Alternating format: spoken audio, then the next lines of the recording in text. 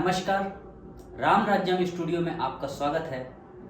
आइए हम मिलवाते हैं अखिल भारत हिंदू महासभा के राष्ट्रीय महासचिव आदरणीय देवेंद्र पांडे जी से। पांडे जी, अखिल भारत हिंदू महासभा का आखिर उद्देश्य क्या है? हिंदू मुस्लिम दंगे कराना, या देश की शांति व्यवस्था को ध्वस्त करना, या समाज में नफरत फैलाना? अखिल भारत हिंदू महासभा की जो स्थिति है, जो काम करने का तरीका है, जो उसके सिद्धांत हैं, उसे जो लोग नहीं जानते निश्चित तौर पर उनका भ्रमित होना स्वाभाविक है। हम भारत के पहले राजनीतिक और सामाजिक संगठन हैं जिसने भारत की स्वतंत्रता में सबसे ज़्यादा योगदान दिया है। अगर भारत के इतिहास को एक चौराहे पर रख दिया जाए और उसमें से हिंदू महासभा की तरफ से जो तो स्वतंत्रता संग्राम सेनानी थे उनका नाम अगर उस इतिहास की किताब से बाहर कर दिया जाए तो आपके पास पढ़ने के लिए गांधी और नेहरू के अलावा कुछ भी नहीं बचता।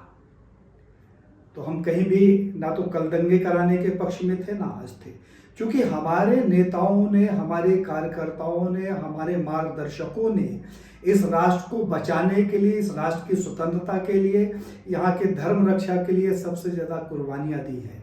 सबसे ज़्यादा लोग हिंदू महासभा से शहीद हुए हैं। इसलिए हमें लगता है कि ये राष्ट्र हमारा है। हम ऐसे लोग नहीं हैं कि राष्ट्र के ऊपर संकट आए तो हम अपना झोला उठाएं और पहाड़ियों में चले जाएं, क्योंकि हम इस देश के मालिक हैं। तो जो मालिक होता है किसी भी विषम परिस्थिति में संघर्ष करके अपने घर, परिवार और राष्ट्र को बचाता है। इसलिए जो लोग ऐसा मानते हैं कि हम दंगे कराते हैं, हम दंगे नहीं कराते। हम दंगों के पक्षधर नहीं हैं। हाँ, हम इस बात के पक्षधर जरूर हैं कि दंगे करने वालों को किसी भी कंडीशन में भारत में संरक्षण नहीं मिलना चाहिए। भारत को आतंकी मुक्त और आतंक मुक्त होना चाहिए। भारत को सबल होना चाहिए, सक्षम होना चाहिए, सचेत होना चाहिए, अखंड होना चाहिए और भारत को किसी भी कंडीशन में हिंदू राष्ट्र होना चाहिए। इस दिशा में हम काम कर रहे हैं। जो लोग हमें दंगाई मानते हैं ये उनकी सोच है और हम न तो दंगे के पक्षधर कल थे ना आज थे। हाँ, राष्ट्र हित में अगर कहीं भी आवश्यकता पड़े तो कुछ भी करने के लिए तैयार है। धार भोजशाला को आपने कब्जा करने की योजना बनाई है, क्या यह करना उचित है?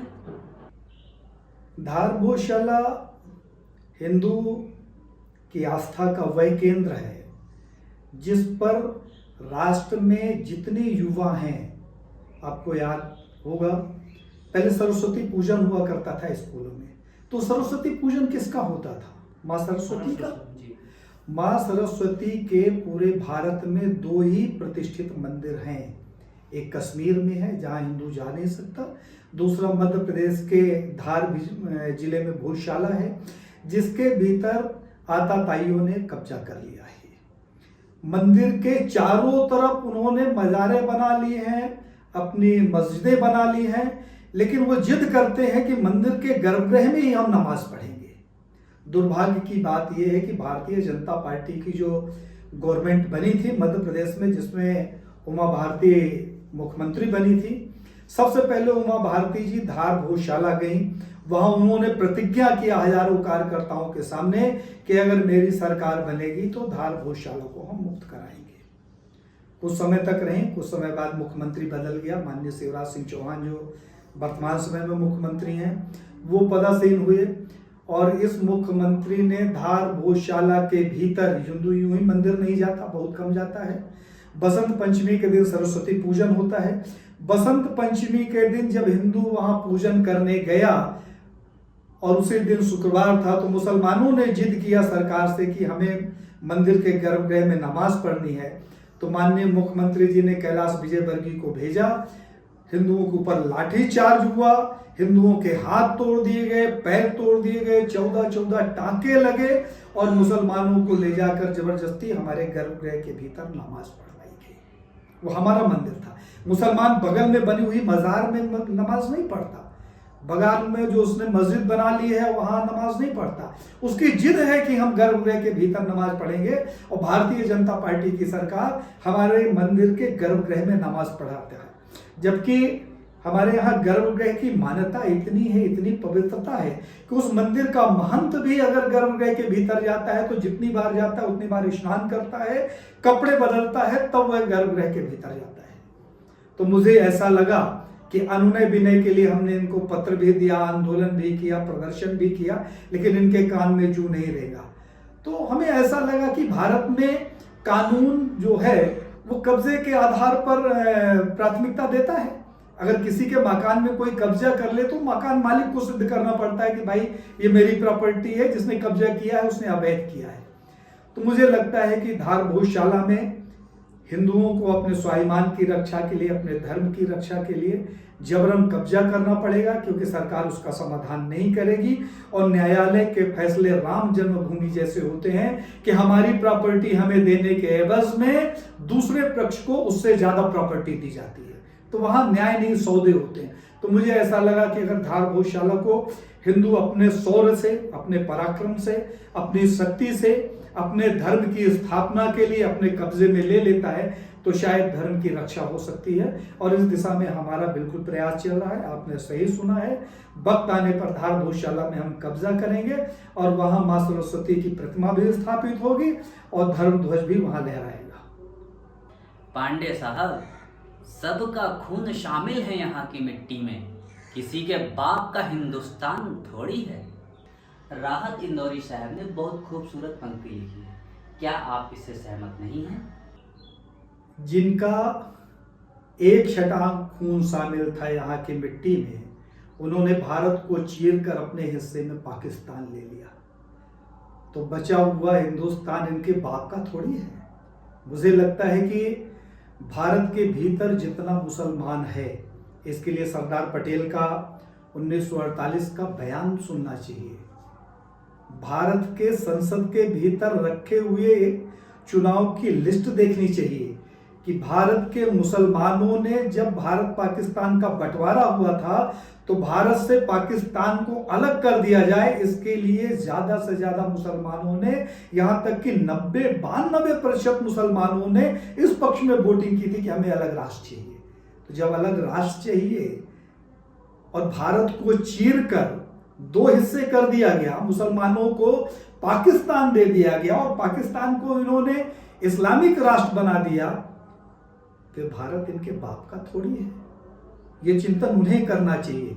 1947 में जो भारत का विभाजन हुआ है उसको पूरी तरीके से लागू होना चाहिए। अगर भारत का एक टुकड़ा इस्लामिक राष्ट्र बन सकता है तो बाकी बचा हुआ जो टुकड़ा है वह हिंदू राष्ट्र होना ही चाहिए, विधि संगत होना चाहिए, किसी भी कंडीशन में होना चाहिए, जिसके लिए हम लोग तत्पर हैं और इसे बना कर रहेंगे, क्योंकि भारत हिंदू राष्ट्र हमारा जन्म सिद्ध अधिकार है और इस अधिकार को हम किसी भी कारण, किसी भी तरीके से छोड़ेंगे नहीं। एन केन प्रकारेण हम इसे लेकर रहेंगे। पांडे जी, आप भारत को हिंदू राष्ट्र बनाने का सपना देख रहे हैं। अखिल भारत हिंदू महासभा में कुल कितने कार्यकर्ता हैं? आपने तो ऐसा प्रश्न पूछा है कि इस भारत में हिंदू कितने रहते हैं, या उसे मैं अपनी भाषा में कहूं तो भारत में स्वाभिमानी लोग कितने हैं, भारत में देशभक्त कितने हो, भारत के भीतर जिंदा हिंदू कितने हैं। क्योंकि हिंदू महासभा की जो लड़ाई है वो स्वाभिमानी हिंदुओं के स्वाभिमान रक्षा की है, देशभक्तों की लड़ाई है और उन जिंदा हिंदुओं की लड़ाई है जिनके भीतर भारत को बचाने का दर्द है। तो मुझे लगता है ये संपूर्ण भारत जो जिंदा है, जो स्वाभिमानी है, जो देशभक्त है, वो हमारा कार्यकर्ता है। और मुझे अपने कार्यकर्ताओं के गिनने की आवश्यकता नहीं है, फिर भी मैं आपकी जानकारी के लिए बता दूं कि ऑन रिकॉर्ड पूरे भारत में 7.5 करोड़ हिंदू महासभा के कार्यकर्ता हैं जो दिन रात मेहनत करके भारत को हिंदू राष्ट्र बनाने के लिए प्रयास कर रहे हैं। चाहे वो गाय के रक्षा का मुद्दा हो, चाहे हमारे धर्म धरोहरों को मुक्त कराने का मुद्दा हो, चाहे संतों की रक्षा का मुद्दा हो, चाहे लव जिहाद को रोकने का मुद्दा हो, इन सारे सब्जेक्टों में हमारे कार्यकर्ता पूरी तन्मयता से, पूरी ईमानदारी से, पूरी दमदारी से काम कर रहे हैं। और भारत हिंदू राष्ट्र कैसे बनेगा, मुझे लगता है इस बात पे चर्चा करने की आवश्यकता नहीं है, क्योंकि जब हम कोई चर्चा करते हैं तो सरकार तक ये बात पहुंचती हो, सरकार उसमें सिर्फ विघ्न पैदा करती है। तो मुझे नहीं लगता कि सरकार के अंदर हिम्मत है कि भारत को हिंदू राष्ट्र बनाए। हमने पहले भी कहा था, अभी भी कह रहा हूं कि भारत के हम मालिक हैं, भारत हमारा है। भारत की जो भूमि है वो हमारी मातृभूमि है, ये हमारी पितृभूमि है, ये हमारी देवभूमि है, हमारी जन्मभूमि है। तो इस भूमि की रक्षा करना, इसका संरक्षण करना, इसकी व्यवस्था करना, इसके मर्यादा का पालन करना और इसके वैभव की पुनर्स्थापना करना हमारा दायित्व है। जिन लोगों को लगता है इस संपूर्ण भारत में कि ये उनका दायित्व है, ऐसा हर व्यक्ति, हर हिंदू महासभा के साथ है। और इस बात पर मुझे भरोसा है, क्योंकि हजारों लोगों के फोन आते हैं, हजारों लोग मिलने की बात करते हैं। जब हम कहीं जाते हैं तो हजारों लोग मिलने आते हैं, अपनी पीड़ा कहते हैं, कभी लफ्ज़ जिहाद के ऊपर कहते हैं, कभी शासकीय प्रताड़ना के ऊपर कहते हैं, कभी सामाजिक व्यवचार के ऊपर कहते हैं, कभी अत्याचार के ऊपर कहते हैं, कभी सरकार की उपेक्षा के कारण अपना दुख व्यक्त करते हैं, कहीं गायों को काट कर सामने लटकाया जा रहा है, इस भूमि में बीफ सेंटर खोले गए हैं। तो ये जो वेदनाएं हम लोग झेल रहे हैं, ये देश का हिंदू झेल रहा है कि माँ को काट कर अगर बीच चौराहे में बेचा जाए तो उसके अंदर कितनी वेदना होगी। ऐसा हर व्यक्ति, हर हिंदू भारत को हिंदू राष्ट्र बनाना चाहता है और इस तरीके की सोच का हर व्यक्ति हिंदू महासभा का कार्य करता है, जिसके ऊपर मुझे गर्व है और भरोसा भी है कि जरूरत पड़ने पर वह हमारे साथ कदम से कदम मिलाकर, कंधे से कंधा मिलाकर चलेगा। पांडे जी, आप हमेशा गृह युद्ध की बात करते रहते हैं, तो बताइए कि भारत इस ओर कैसे बढ़ रहा है। मुझे लगता है कि इसकी समीक्षा हमें किसी भी जाति भेद से ऊपर उठकर भारत की संस्कृति, यहाँ के भूगोल, यहाँ की धार्मिक स्थिति, यहाँ के सामाजिक बंधनों का आंकलन करने के बाद ही पता चलेगा। यह वह भरत भूमि है जहाँ दक्षिण भारत में, अभी मैं गया था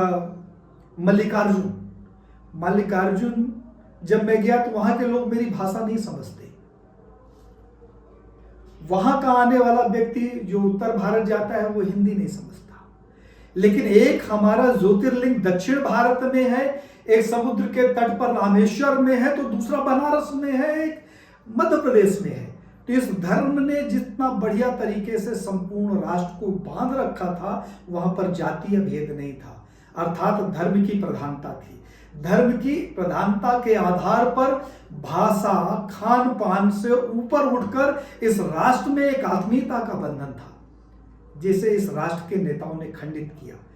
जो हमारा हिंदू समाज था वो संस्कृत के आधार पर बंधा हुआ था, समाज के आधार पर बंधा हुआ था, जाति भेद से ऊपर उठकर वह काम करता था। सामाजिक बंधन ऐसा था कि गांव का एक दलित व्यक्ति, एक चरवाहा अगर किसी भी व्यक्ति को बीड़ी पीते हुए, तंबाकू खाते हुए या कोई गलत काम करते हुए देखता था तो उसे यह अधिकार था कि वह यह भूल जाए कि यह ब्राह्मण का बेटा है या क्षत्रिय का बेटा है या बनिया का बेटा है। उसका कान पकड़ता था वो दलित और 2 थप्पड़ लगाता था और उसके दरवाजे पे ले जाकर आवाज लगाता था कि मालिक आज बेटा बीड़ी पी रहा था। तो शर्म के मारे उस घर का मुखिया भी बाहर नहीं निकलता था कि उसके बेटे ने बीड़ी पिया और इस व्यक्ति ने उसको देखा। यह सामाजिक बंधन था जिसे आज की राजनीति ने छिन्न भिन्न कर दिया। भारत गृह युद्ध के मुहाने पर पहुंच गया है, क्योंकि आज पहले हम 4 वर्णों में बटे हुए लोग थे, ब्राह्मण, क्षत्रिय, वैश्य, शूद्र, जिसके अंदर कहीं ना कहीं आपसी सामंजस्य था, चाहे वो स्वार्थ का सामंजस्य हो, चाहे समाज की व्यवस्था का सामंजस्य हो, चाहे अपने आवश्यकता की पूर्ति का बंधन हो। लेकिन आज के नेताओं ने 35,000 36,000 उपजातियां बना दी और हर जाति का व्यक्ति आज भ्रमित है हिंदुत्व को लेकर। मुसलमानों ने अपनी योजना पे काम करना शुरू किया। उन्होंने उन जातियों के बीच में जाकर, यादव के पास मुसलमान जाके बैठता है और वो कहता है कि आप हमारे साथ मिल जाओ और इन हिंदुओं की हम ऐसी की तैसी कर देते हैं। फिर वही पटेल के साथ जाता है, फिर वही हरिजन के पास जाता है, फिर वही आदिवासी के पास जाता है, वही गोड़ के पास जाता है, वही भील के पास जाता है, वही बैगा के पास जाता है, वही ब्राह्मण के पास जाता है, वही क्षत्रिय के पास जाता है, वही वैश्य के पास जाता है और सबसे यही कहता है मुसलमान कि तुम मेरे साथ मिल जाओ तो मैं हिंदुओं की ऐसी की तैसी कर दूं। तो एक प्रश्न तो उठता है कि हर व्यक्ति अगर मुसलमान के साथ खड़ा हो गया हिंदुओं के ऐसी तैसी करने के लिए, तो वो फिर हिंदू कौन है जिसकी वो ऐसी की तैसी करना चाहता है। अर्थात एक राजनीति के तहत, एक रणनीति के तहत ये जातीय भेद पैदा किया जा रहा है, जिसके लिए हरिजन आदिवासियों की कॉलोनियों में मुसलमान लड़के जाते हैं, नए नए नवयुवकों को पकड़कर वो ड्रगिस्ट बनाते हैं, रेपिस्ट बनाते हैं, उन्हें हिंदू हिंदू के प्रति लड़ने का भाव पैदा करते हैं। और इसमें अगर आग में घी डालने का काम किया है तो आज की सत्तासीन पार्टियों ने किया है कि देश का प्रधानमंत्री वोट लेने के लिए प्रधानमंत्री होते हुए चिल्लाता है कि ओबीसी के साथ अन्याय हो रहा है, हरिजन के साथ अन्याय हो रहा है, आदिवासी के साथ अन्याय हो रहा है। तुम प्रधानमंत्री हो, फिर क्यों बैठे हो अगर किसी जात के साथ अन्याय हो रहा है। अर्थात देश की राजनीति ने भारत को विखंडित कर दिया है। आज जो गृह युद्ध हमें साफ दिखाई दे रहा है, कल हमारे बीच में जो लड़ाइयां होगी, हिंदू हिंदू को मारेगा नफरत के नाम पर, मुसलमान दूर खड़ा होकर आनंद लेगा। पांडे जी, अरशद अतीक की हत्या पुलिस कस्टडी में हुई, यह सही था या गलत? इससे ज्यादा महत्वपूर्ण यह है कि उत्तर प्रदेश में हिंदुओं का स्वाभिमान जागृत कैसे हुआ। आपका प्रश्न ठीक है, अतीक और अरशद मारे गए, ये एक मुझे लगता है कि मुसलमानों की प्लानिंग थी। उन्होंने आपस में एक सुनियोजित प्लान किया, उसमें हाजी पाजी मुल्ला सब शामिल हुए। कुछ हिंदू समाज के भटके हुए लड़कों को उन्होंने गुमराह किया, भ्रमित करके उनके हाथ में गन पकड़ाई, और उसका परिणाम ये हुआ कि अरशद और अतीक मारे गए। अरशद और अतीक अहमद दोनों के ऊपर 100 से ज्यादा मुकदमे दर्ज हैं। इनके आतंक का कितना प्रभाव था उत्तर प्रदेश में, इस बात का आंकलन इस बात से लगाया जा सकता है कि इनका जो मुकदमा है, उस मुकदमे की सुनवाई के लिए 10 जजों ने मना कर दिया कि इस केस की सुनवाई हम नहीं करेंगे। अर्थात भारत का न्यायाधीश भी इस आतंकवादी से भयभीत हो, उस आतंकवादी को अगर हमारे समाज के भटके हुए बच्चे, जिनके हाथ में मुसलमानों ने षड्यंत्र पूर्वक तरीके से गन पकड़ा दी और उन्होंने इन दोनों का अंत कर दिया, तो मुझे नहीं लगता उन्होंने कोई अपराध किया है। उनको दुखी होना भी चाहिए क्योंकि उनका अब्बा मारा गया है। लेकिन ये दुखी हुए लोग, इन्होंने कभी दुख व्यक्त नहीं किया कि कमलेश तिवारी जो निरापराध था उसकी हत्या हिंदू महासभा कार्यालय के भीतर घुसकर आपने कर दी। ये कभी दुखी नहीं हुआ कि मुल्ला मुलायम सिंह यादव ने कार सेवकों के ऊपर, जो वहां एक मिट्टी बालू लेकर डालने गए थे और कार सेवा करने गए थे, उनके ऊपर गोलियां बरसाई। ये कभी दुखी नहीं हुए कि लव जिहाद की शिकार लड़कियों की गर्दन काट दी जाती है और उसका प्रदर्शन किया जाता है। ये कभी दुखी नहीं हुए कि ताज होटल के भीतर घुसकर आतंकवादी भारत को तबाह करने की प्लानिंग करते हैं, उस भारत को जिस भारत में मुसलमान रहता है। तो इनके दुख का कारण क्या है? ये तब दुखी नहीं हुए जब भारत का राष्ट्रपति अब्दुल कलाम आजाद की मौत हो जाती है और उसी दिन मेनन बंधुओं की भी मौत होती है फांसी देने के बाद। अब्दुल कलाम आजाद का पार्थिव शरीर केरल में उनके गांव में रखा जाता है। 3 किलोमीटर लाइन लगती है उनके दर्शन के लिए, लेकिन उनके दर्शन की लाइन में खड़ा हुआ कोई भी व्यक्ति मुसलमान नहीं था, सिर्फ हिंदू थे। मुसलमान कहां था?